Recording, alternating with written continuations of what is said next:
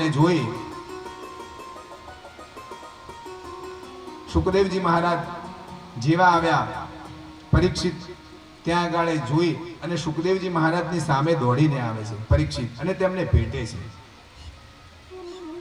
સુખદેવજી મહારાજ એ પરમહંસ હતા, તેમના માટે કોઈ સગા વાલું એવું કંઈ હતું નહીં, પણ તેમ છતાં આ કૌશિકી સંહિતાના આધારેની જે કથા છે મેં પણ સાંભળેલી છે, એટલે તો તેમને રાજા પરીક્ષિતને ઊભા કર્યા અને તેમને ભેટ્યા છે. તો તે તો પરમહંસ હતા, તે કોઈને ભેટે નહીં, અડે પણ નહીં, તો તેમ છતાં અડ્યા. તો કેમ? તો કૌશિકી સંહિતાની અંદર જે મોટા ભાઈ તરીકે પોપટ તરીકે બિરાજમાન હતા, ત્યાં રાજા પરીક્ષિત થઈને અહીંયા આવ્યા છે અને તેમને વચન આપ્યું હતું કે જ્યારે હું પણ તમને આ કથાનું શ્રવણ કરાવીશ, કારણ કે તેમને એકલાએ સાંભળી હતી અને તેમનું કલ્યાણ માટે આ સુખદેવજી મહારાજે રાજા પરીક્ષિતને ત્યાં આગળ કથા સંભળાવવાનો સંકલ્પ કર્યો. રાજા પરીક્ષિત તેમની પાસે હાજર થઈ અને તેમના આ પ્રશ્નોના નિરાકરણ પૂછે છે. રાજા પરીક્ષિત કહે છે કે વ્યક્તિનું જ્યારે મૃત્યુ નજીક હોય ત્યારે તેને શું કરવું, તેને કોના શરણે જવું, મનુષ્ય માત્રએ શું કરવું જોઈએ, છેલ્લી અવસ્થામાં કોનો જપ કરવો જોઈએ, કોનું સ્મરણ કરવું, કોનું ભજન કરવું અને શેનો ત્યાગ કરવો. આટલા પ્રશ્ન કરતા પ્રથમ સ્કંદ અહીંયા પૂર્ણ થઈ અને દ્વિતીય સ્કંદની અંદર પ્રવેશ કરે છે.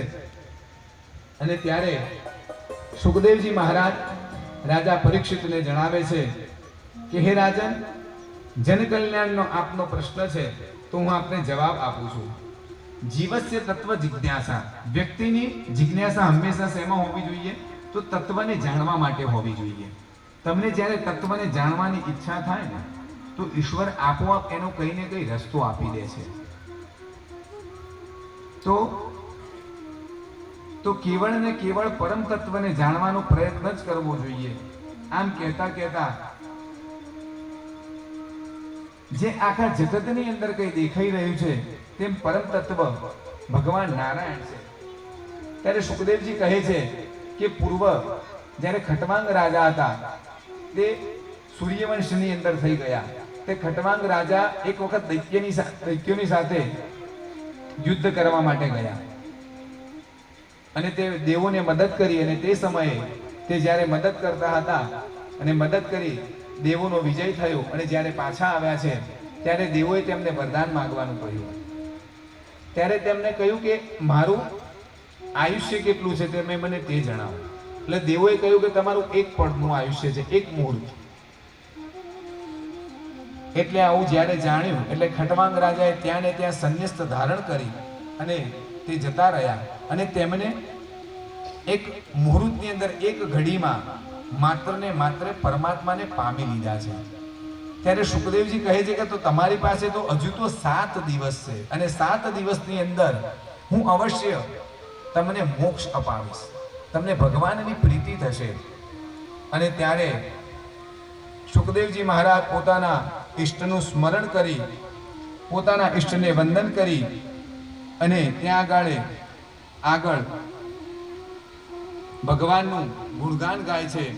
નમઃ પરસ્મૈ પુરુષાય ભૂયસે, નમઃ પરસ્મૈ પુરુષાય ભૂયસે. ભગવાનના શ્રીઅંગમાંથી જે સંસાર આપણા સન્મુખ છે તેનું વર્ણન કરી રહ્યા છે કે જ્યારે ક્ષીરસાગરની અંદર પરમાત્મા બિરાજમાન હતા અને ત્યારે તેમને આ જગતની અંદર આ સૃષ્ટિની ઉત્પત્તિ કરી. જેમ કે દ્રવ્ય, કર્મ, કાળ, સ્વભાવ અને આ જીવ, આ બધું વાસ્તવમાં ભગવાનથી અલગ બીજી કોઈ વસ્તુ નથી અને ભગવાનની કૃપા વગર પણ આ વસ્તુ કરવામાં મનુષ્ય અસમર્થ છે. અને આ પ્રમાણે સગુણ અને નિર્ગુણ, આ પ્રમાણે નારદજી કહે છે, સુખદેવજી કહે છે કે આપ સગુણ નિરાકારના ઉપાસક છો અને હું નિર્ગુણ નિરાકારનો ઉપાસક છું. ભગવાને આ જે ઉત્પત્તિ કરેલી છે આ સૃષ્ટિની અંદર, તો ભગવાને બ્રાહ્મણોસ્ય મુખમાસિત બાહુરાજન્યઃ ક્રતઃ ઉરુ તદસ્ય જદ્વૈશ્યઃ પ્રવ્યાકુશુદ્રો અજાયત. બ્રાહ્મણના બાહુની અંદરથી આ બધી ભગવાને સૃષ્ટિની ઉત્પત્તિ કેવી રીતે કરી તે બધું સુખદેવજી મહારાજ રાજા પરીક્ષિતને જણાવી રહ્યા છે. તો ભગવાનના બ્રાહ્મણો છે મુખમાં છે, તેમની મુખની અંદરથી બ્રાહ્મણોની ઉત્પત્તિ થઈ છે અને ભગવાનના મુખની અંદરથી અગ્નિની પણ ઉત્પત્તિ થઈ છે. માટે કોઈ પણ વસ્તુ પરમાત્મા સુધી પહોંચાડવી હોય તો એના સીધે સીધા બે જ રસ્તા છે. એક તો અગ્નિની અંદર હોમ કરવાથી અને બીજા નંબરમાં બ્રાહ્મણોને જમાડવાથી અને બ્રાહ્મણને આપવાથી. કંઈ પણ સારું અથવા તો બીજું કંઈ પણ કર્મ હોય, આ પૂર્વજ્યા કરીએ કાર્તક માસમાં તો શું કરીએ કે બ્રાહ્મણને જમાડીએ. બ્રહ્મ ભોજનનું ખૂબ જ મહત્વ બતાવેલું છે. તો અહીંયા બ્રાહ્મણોના બાહુની અંદરથી ભગવાનના હાથની અંદરથી ક્ષત્રિય ઉત્પન્ન થયા, ભગવાનના આ ઉદરના ભાગની અંદરથી વૈશ્ય ઉત્પન્ન થયા છે અને ભગવાનના પાદની અંદરથી દાસત્વની ઉત્પત્તિ થઈ છે. ઉચ્ચ નીચે તો દરેક મનુષ્યોએ નક્કી કરેલી છે અને આ પ્રમાણે ભગવાને છંદોની ઉત્પત્તિ કરી છે. ગાયત્રી ત્રિષ્ટુપ જગત નુષ્ટુપ પંક્ત્યા સહ બૃહત સ્નેહા કકુપ સૂચિભિ સંમિત્વા. ગાયત્રી ત્રિષ્ટુપ અનુષ્ટુપ જગતી અનુષ્ટુપ બૃહતે કકુપ પંક્તિ ઉષ્ણિક, આ બધા છંદોની ઉત્પત્તિ પણ ભગવાને કરેલી છે. અને આ પ્રમાણે ભગવાનના 24 અવતારોની પણ ત્યાં આગળ વર્ણન કરે છે કે ભગવાને આ સૃષ્ટિની ઉત્પત્તિની માટે 24 અવતારો ધારણ કર્યા. તો તેની અંદર પ્રથમ પહેલા સનત, સનંદન, સનાતન અને સનત કુમાર આ પહેલો અવતાર ધારણ કર્યો છે. બીજા અવતારની અંદર ભગવાને વરાહ અવતાર, ત્રીજા નંબરમાં નારાયણ અવતાર, ચોથા અવતારની અંદર કપિલ, દત્તાત્રેય, યજ્ઞનારાયણ, ઋષભદેવ, પૃથુરાજા, મત્સ્ય, કૂર્મ, ધન્વંતરી, મોહિની, વામન, નૃસિંહ, પરશુરામજી, વેદવ્યાસ, રામ અવતાર, બલભદ્ર, શ્રી કૃષ્ણ, બુદ્ધ, કલ્કી, હરિ અને હંસ. અને બીજા આ 24 થઈ ગયા અને બીજા સ્થૂલ અને સૂક્ષ્મ રૂપે. આ રીતે પરમાત્માના 24 અવતારોનું ત્યાં વર્ણન કર્યું છે. અહીંયા રાજા પરીક્ષિત ના વિવિધ પ્રશ્નો, બ્રહ્માજી પાસેથી નારદજીએ જે જ્ઞાન મેળવ્યું, જે જ્ઞાન થયું તે સાંભળવાની મને ઈચ્છા થઈ છે તેવું કહ્યું. તો આ સૃષ્ટિની ઉત્પત્તિ કઈ રીતે થઈ તે તમે મને જણાવો. ત્યારે સુખદેવજી કહે છે કે તેના માટે તો ભગવાનના શરણે જવું પડે. તો અહીંયા ભાગવતજીના 10 લક્ષણો બતાયા. તો કેવા 10 લક્ષણો?